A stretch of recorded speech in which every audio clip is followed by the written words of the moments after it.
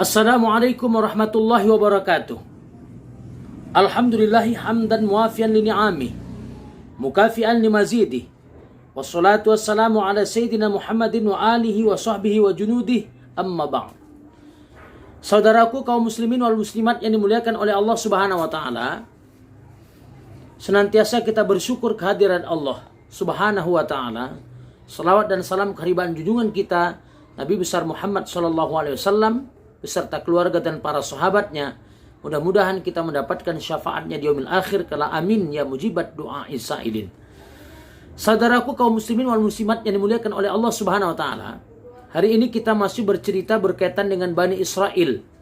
Sesungguhnya Bani Israel itu adalah kaum yang pengecut. Allah Subhanahu wa taala menceritakan hal ini dalam Al-Qur'an. A'udzubillahi minasyaitonir rajim. Bismillahirrahmanirrahim. Ya qaumi dukhulul ardal muqaddasata allati kataballahu lakum wa la tartaddu ala adbarikum. Wahai kaumku, masuklah kalian ke dalam bumi yang disucikan oleh Allah, yang Allah telah menetapkan hal itu untuk kalian. Dan janganlah kalian lari ke belakang. Fatanqalibu khasirin, sehingga kalian menjadi orang-orang yang merugi dalam usaha kalian. Nabi Musa alaihissalam menyeru kepada kaum Bani Israel setelah mereka melalui masa di mana Raja Fir'aun mengejar-gejar mereka. Allah menyelamatkan mereka. Allah menyelamatkan mereka dari kejaran kaum Fir'aun. Sehingga dengan mukjizat Nabi Musa alaihissalam akhirnya mereka terselamatkan. Allah memerintahkan kepada Nabi Musa alaihissalam untuk membelah laut dan mereka pun terselamatkan. Akhirnya mereka berada di padang Tih dan sampailah ke bumi yang disucikan oleh Allah, yakni Baitul Maqdis atau daerah Syam. Tetapi apa yang terjadi? Ketika Nabi Musa alaihissalam menyuruh mereka atas perintah Allah untuk masuk ke bumi yang disucikan, tetapi mereka tidak berani untuk masuk ke dalamnya. Kenapa? Karena di dalamnya ada kaum yang kuat, ada pasukan yang besar, yang mereka khawatir, takut terhadap pasukan yang besar dan orang yang kuat tersebut.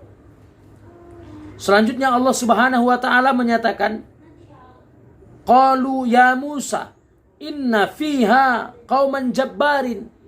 Mereka menjawab apa yang diperintahkan oleh Nabi Musa, sesungguhnya di dalam bumi yang disucikan itu ada kaum yang kuat, pasukan yang besar. Wa inna lan nadkhulaha hatta yakhruju minha fa iyakhruju minha fa inna dakhilun.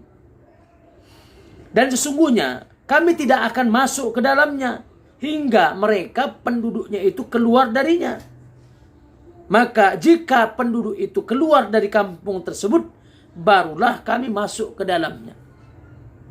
Bahkan Allah Subhanahu wa taala menyatakan, qala rajulani minal ladina yakhafuna. Telah berkatalah kepada mereka dua orang laki-laki dari orang yang takut kepada Allah, an'amallahu alaihima. Allah telah memberi nikmat kepada mereka. Mereka disebutkan Yusha bin Nun dan Kalib, yakni dua orang yang menjadi tetua di antara mereka, menjadi tokoh di antara mereka, menasihati mereka.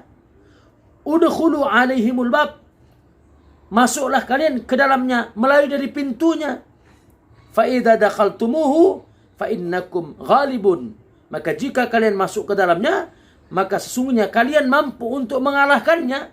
Wa 'alallahi fatawakkalu in kuntum mu'minin, dan hanya kepada Allah lah kalian bertawakal jika kalian benar-benar menjadi orang yang beriman. Sudah dinasihati, masuk melalui pintunya, kalian akan mengalahkan orang-orang tersebut.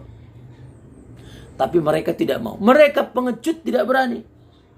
Bahkan mereka mengatakan, qalu ya Musa inna lan nadkhulaha abadan madamu fiha fadhhab anta wa rabbuka faqatila inna hahuna qa'idun.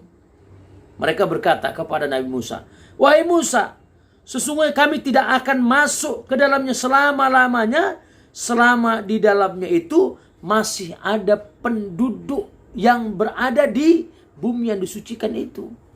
Masih ada mereka, kaum yang kuat itu. Kami tidak akan masuk. Fadhhab anta wa rabbuka faqatila." Pergilah engkau bersama dengan Tuhanmu untuk memerangi mereka, untuk berperang dengan mereka. Bahkan ini satu kehinaan, satu penghinaan kepada Nabi Musa alaihissalam. Nabi Musa disuruh untuk berperang bersama Tuhannya, sedangkan mereka mengatakan, "Inna hahuna qa'idun." Sesungguhnya kami di sini duduk saja menunggu. Na'udzubillah, tsumma na'udzubillah. Padahal bagaimana sikap sahabat kepada Rasulullah SAW? Kami bersama engkau ya Rasul. Lihat bagaimana pengecutnya Bani Israel.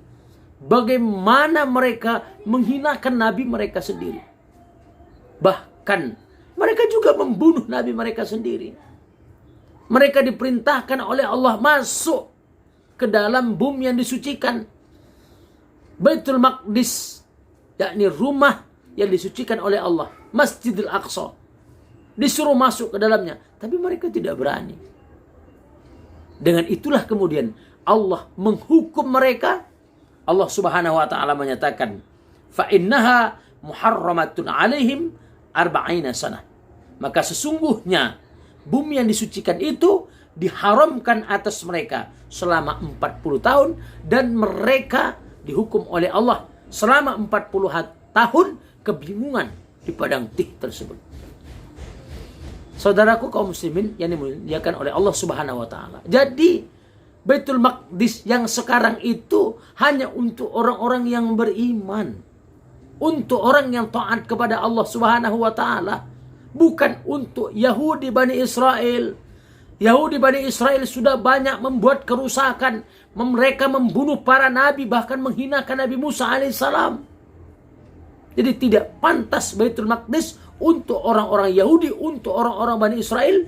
Bahkan ketika mereka disuruh beriman kepada Nabi Muhammad SAW, dan itu adalah pesan dari Nabi sebelumnya, pesan dari Nabi Isa alaihissalam. Mereka disuruh beriman kepada Nabi Muhammad SAW yang ada dalam kitab Taurat mereka. Tapi apa yang terjadi?